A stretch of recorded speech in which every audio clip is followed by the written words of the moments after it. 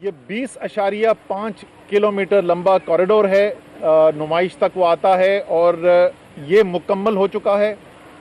इसकी एक बहुत बड़ा बस डिपो बना है जहां पर ये बसें जो आ रही हैं, 80 बसें आनी हैं और बड़ी बसें आ रही हैं, उनके लिए जो है वो एक बहुत बड़ा बस डिपो बनाया गया है, वो मुकम्मल हो चुका है।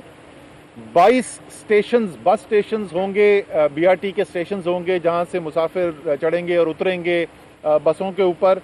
वो 22 स्टेशन जो हैं वो मुकम्मल कर लिए गए हैं। इस सारे निज़ाम को चलाने के लिए कमांड एंड कंट्रोल सेंटर बनाया जा रहा है और वो सिर्फ इस ग्रीन लाइन के लिए नहीं है। कराची की तमाम जो बीआरटी सिस्टम बनाया जा रहा है, जो मुख्तलिफ लाइन्स हैं, रेड लाइन है, ऑरेंज लाइन है, येलो लाइन है और मजीद जो लाइन्स आनी है, उन तमाम के लिए एक मरबूत कमांड एंड कंट्रोल सेंटर बनाया गया है और वो कमांड एंड कंट्रोल सेंटर भी हमारा मुकम्मल हो चुका है। नुमाइश में अंडरपास बन रहा है जहां पर ये तमाम लाइंस आकर रुकेंगी और इन तमाम लाइंस के उसके बाद जो है वहां से बसें जो हैं उन्होंने मुड़ के वापस जाना है। तो वो एक बहुत बड़ा एक सिस्टम है, 5000 स्क्वायर मीटर्स उसकी टोटल पैमाइश है। वो इस महीने के आखिर तक यानी अगले 3 हफ्ते के अंदर मुकम्मल कर लिया जाएगा। ITS सिस्टम जो NRTC एक इदारा है मिनिस्ट्री ऑफ डिफेंस प्रोडक्शन का, वो इसमें लीड पे काम कर रहे हैं, बड़ी तेज़ी से उसके ऊपर काम जारी है। और ये ITS सिस्टम, ये वो सॉफ्टवेयर सिस्टम है जो पूरे ये बस के सिस्टम को कंट्रोल करेगा, शेड्यूलिंग वगैरह जिससे होगी, और वो जो है वो मुकम्मल कर लिया जाएगा इंशाल्लाह ताला अक्टूबर के तीसरे हफ्ते के अंदर। फिर जिस चीज़ का हमें ज़रूरत है, जाहिर है कि ये निज़ाम चलाने के लिए सिक्योरिटी का एक सिस्टम भी चाहिए होता है, वो कॉन्ट्रैक्ट साइन हो गया है और 20 सितंबर तक, आज से सिर्फ 9 दिन के बाद जो है वो मोबिलाइज कर दिए जाएंगे, वो ऑन साइट होंगे। बस का ऑपरेटर जो है, जो दाइबू पाकिस्तान है, उनके साथ मुआहदा मुकम्मल कर लिया गया है। उन्होंने बसों की जो ड्राइवर्स हैं उनकी भर्ती कर ली है, उनकी सॉफ्ट ट्रेनिंग जो है जो दाइबू पाकिस्तान के दूसरे ऑपरेशन हैं उस पर अभी की जा रही है। सो वो भी तैयार हैं और जो बड़ी चीज़ जिसका इंतज़ार कर रहे थे वो बसों का, और उसकी हम इतनी गौर से उसको फॉलो करते हैं कि कल तकरीबन मैं हर एक दिन हर 2 दिन के बाद मैं उसकी प्रोग्रेस लेता हूं। तो कल की जो वो शिप है जिसके ऊपर पहली 40 बसें आ रही हैं, वो मलाका स्ट्रेट जो है सिंगापुर और मलेशिया के दरमियान वहाँ से गुजर रही थी, और उम्मीद ये है कि अगले वीकेंड तक, अगले हफ्ते इतवार तक ये बसें, पहला लॉट जो है 40 बसों का, ये कराची पहुंच जाएगा इंशाल्लाह ताला। और जो दूसरा बैच है 40 बसों का, वो अक्टूबर के आखिर तक आ जाएगा। लेकिन जाहिर है ऑपरेशन जो है ये पहले 40 बसेस के साथ शुरू किया जाएगा। तो ये सब सामने रखते हुए आप समझिए कि अगर 20 सितंबर के लगभग ये बसें आती हैं पहली, तो उससे 6 से 8 हफ्ते के अंदर हमारा जो है वो बाकायदा ऑपरेशन शुरू हो चुका होगा। अक्टूबर के महीने में दूसरा जो हिस्सा होगा अक्टूबर का, उसके अंदर इंशाल्लाह ताला हम आपको सबको दावत देंगे और आपको इन बसों के ऊपर लेके चलेंगे। पूरा जो ग्रीन लाइन जो है उसका आपको टूर भी करवाएंगे, पूरा सिस्टम जो बनाया गया है वो भी दिखाया जाएगा। और उसके बाद जैसे मैंने कहा कि इंशाल्लाह जल्द उसके बाद जो है वो ये ऑपरेशन का आगाज़ भी कर दिया जाएगा नवंबर के महीने में। दूसरा बड़ा मंसूबा जिसके ऊपर काम शुरू किया गया वो है हमारे जो नाले हैं, स्टॉर्म वाटर ड्रेन जो उसके बनने थे। आमतौर पर उसको नालों की सफाई का कहते हैं और लोग जो हैं वो ज़रा से परेशान भी हो जाते हैं कि आपने इतने अरबों रुपए जो हैं वो नालों की सफाई पे कैसे लगा दिए। तो मैं ज़रा तफसील से आपको बताऊं कि उस मंसूबे के अंदर हम कर क्या रहे हैं और अभी तक हम कहाँ पहुँच गए हैं। सबसे पहले तो इस सफाई की बात करते हैं। टोटल जो यहाँ से ड्रेजिंग करके हमने निकालना है मटीरियल, वो 11 लाख टन मटीरियल है। इतने ही वहाँ पर, क्योंकि कोई सफाई का निज़ाम नहीं है, चीज़ें आके फेंक दी जाती हैं। जो सॉलिड वेस्ट डिस्पोजल का निज़ाम है जो इसी कराची ट्रांसफॉर्मेशन पैकेज में सूबाई हुकूमत की जिम्मेदारी है, वो उसके ऊपर काम कर रहे हैं। जब तक वो मुकम्मल नहीं होता तो आपको पता है वो कचरा फेंका जाता है। तो 11 लाख टन जो है ये कचरा उठाया जाएगा और मैं अभी आपको बताता हूँ हम कहाँ तक पहुँच गए। उसके साथ ये सिर्फ नाले जो हैं वो स्टॉर्म वाटर ड्रेन नहीं बन रहे, उसके साथ सीवेज का सिस्टम भी डाला जा रहा है, फुटपाथ भी बनाए जा रहे हैं, सड़कें भी बनाई जा रही हैं, ओवरहेड पासेस जो हैं और अंडर पासेस भी उसको बनाए जा रहे हैं, कल्वर्ट्स हैं, ब्रिजेस हैं। ये पूरा एक इंटीग्रेटेड इंजीनियरिंग सोल्यूशन है जो इसके लिए किया गया है। उसमें जो 12 फुट वाली हमारी 12 फीट वाइड सड़कें हैं वो 7 किलोमीटर की सड़कें बनाई जाएंगी और हमारी जो 15 फीट की सड़कें हैं उसमें कोई आप समझ लें 48 से 52 किलोमीटर के दरमियान जो है वो ये सड़कें बनाई जाएंगी। तो तकरीबन टोटल जो है वो 55 से 60 किलोमीटर की सड़कें कराची के शहर के अंदर बनाई जाएंगी। और अगर आपने ये देखा हो कि महमूदाबाद, गुज्जर और रंगी जो है वो 3 मुख्तलिफ इलाके हैं कराची के। एक नॉर्थ को असरअंदाज करेगा, वहाँ पे उसका फ़ायदा होगा, एक रंगी की तरफ जो है, और एक ये साउथ की तरफ PSHS से शुरू होकर यहाँ पे डिफेंस तक और इवन कोरंगी का इसको फ़ायदा मिलेगा।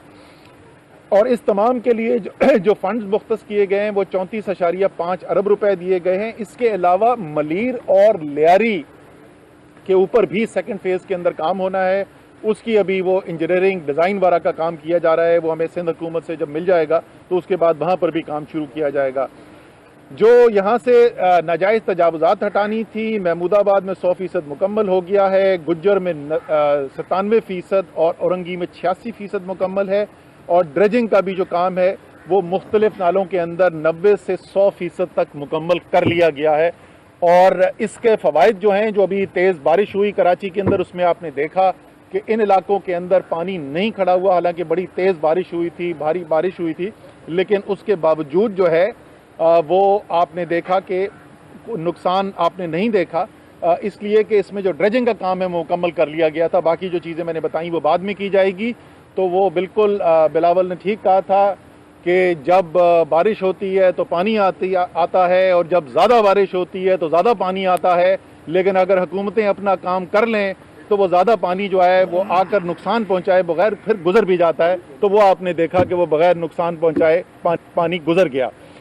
तीसरा मंसूबा जिसकी मैं आपको बात करूंगा, और ये अगर मैं कहूं कि मेरे दिल के करीब जो सबसे ज़्यादा मंसूबा है, कराची सर्कुलर रेलवे का है। मॉडर्न एक जो कराची के अंदर सर्कुलर रेलवे का प्रोजेक्ट है, इसको मैं ये कह रहा हूँ दिल के मेरे इसलिए करीब है कि जब हम स्कूल जाते थे तो उस वक्त मुझे याद है मेरा स्कूल जो है वो कायदीन गवर्नमेंट सेकेंडरी स्कूल में था। मैं PSHS में नर्सरी के पास, तो चनेसर गोट से हम ये लोकल ट्रेन उस वक्त हम कहते थे कराची की, उसमें चढ़ा करते थे, इस्तेमाल किया करते थे।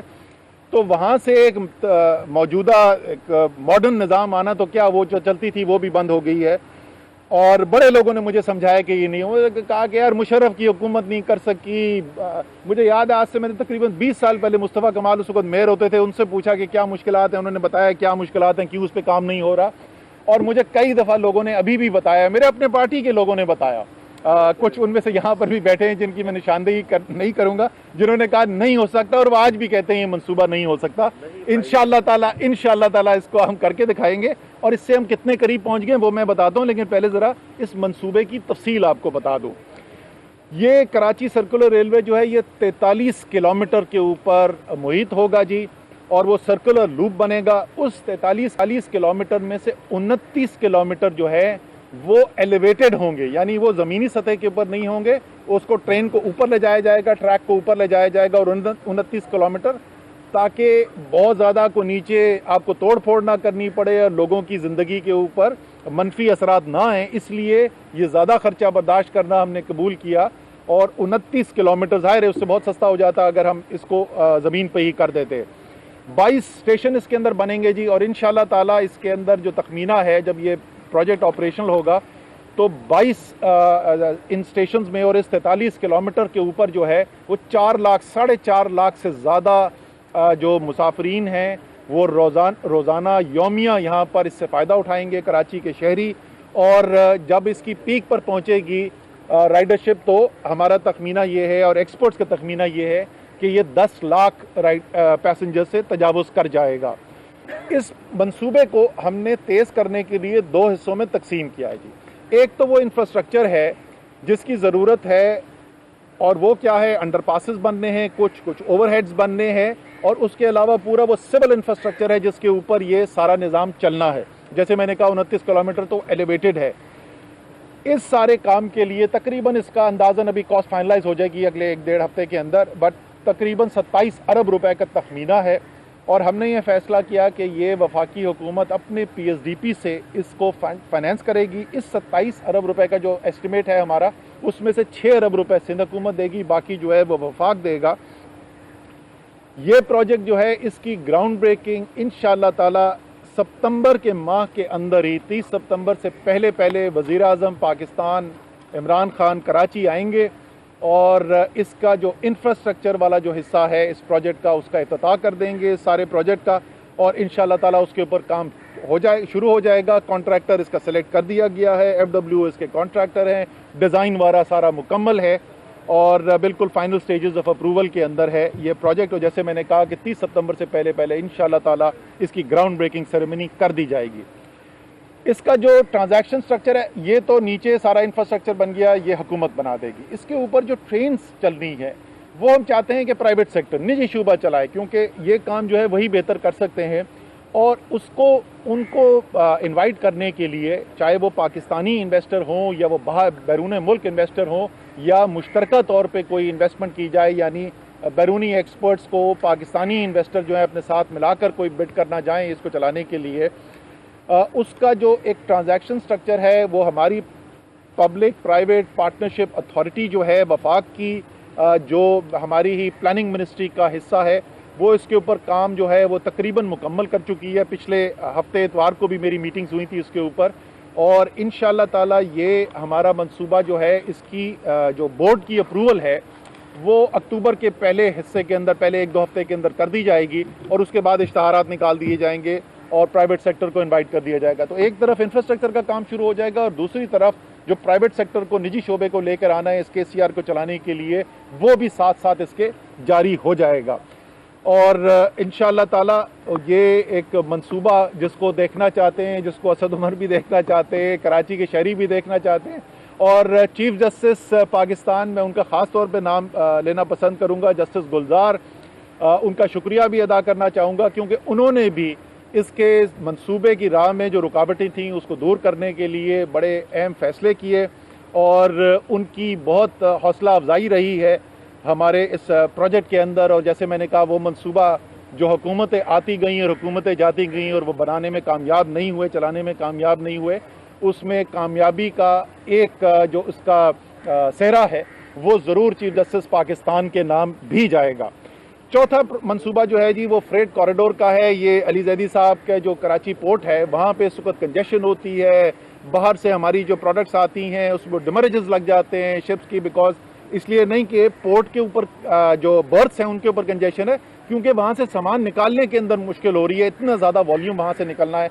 फिर जो वो ट्रक्स वहाँ से निकलते हैं वो शहर के अंदर से जाते हैं, उसके लिए शहर की मुश्किलात भी पैदा होती हैं, सेफ्टी के भी मसाइल होते हैं और आलूदगी भी होती है। ये मंसूबा भी जो है इसका कंसल्टेंट को अवार्ड कर दिया था, कंसल्टेंट ने अपनी रिपोर्ट दे दी है। इस वक्त पब्लिक प्राइवेट पार्टनरशिप अथॉरिटी उसके स्ट्रक्चर को स्टडी कर रही है और हमारा यकीन ये है कि इंशाअल्लाह ताला अगले महीने यानी अक्टूबर के आखिर तक इसका भी बोर्ड अप्रूवल हो जाएगा। यानी आप समझ लें कि ये मंसूबा KCR से कोई 2-3-4 हफ्ते पीछे चल रहा है और उसके बाद इस मंसूबे के ऊपर भी इश्तहार आ जाएंगे। बहुत इन्वेस्टर इंटरेस्ट है इसके अंदर। ये कराची का फ्रेट कॉरिडोर है जी, ट्रेन से हम रेल से लेकर जाएंगे कराची पोर्ट से पिपरी तक, 55 किलोमीटर का ये फासला होगा और ये बजाय के ट्रकों पे जाने के बजाय ये ट्रेन के ज़रिए जाएगी और इसका डेडिकेटेड कॉरिडोर होगा। जो इस वक्त हमारी ट्रेन की लाइन, मेन लाइन जा रही है कराची से पिपरी, ये बिल्कुल ट्रैक उसके पैरेलल में होगा और ये डेडिकेटेड होगा इस काम के लिए, फ्रेट यहाँ से मूव करने के लिए। तो ये भी एक बड़ा मंसूबा है। इसका भी तखमीना तकरीबन 70 अरब रुपए का है। KCR तो तकरीबन 250 अरब रुपए या उससे ज़्यादा भी हो सकता है उसका मंसूबा है। तो दो बहुत बड़े रेल के मंसूबे, पाकिस्तान की तारीख के सबसे बड़े मंसूबे जो हैं वो उनके ऊपर यहाँ पर काम किया जा रहा है। और जैसे मैंने आपको बताया, बड़ी ठोस तारीखों के साथ मैं बता रहा हूँ। अच्छा, ये भी मैं बता दूँ आखिरी प्रोजेक्ट से पहले कि कराची में कुछ बहुत सारे हमारे अपने साथी जो हैं उनको भी बड़े सवालात थे कि जैसे ऐलान किया वज़ीर आज़म ने, उसके बाद क्या हो रहा है। हुकूमत ने ये फ़ैसला किया, वफाक ने ये फ़ैसला किया कि कराची में सिर्फ छोटे काम नहीं करने, मैं भी अभी आपको छोटे कामों की भी तफसील बताऊंगा, लेकिन कोई 4-5 ऐसे बड़े काम करने हैं जो कराची के अंदर आम तौर पे हुकूमतें जिसके अंदर सरमायाकारी करने से गुरेज करती हों।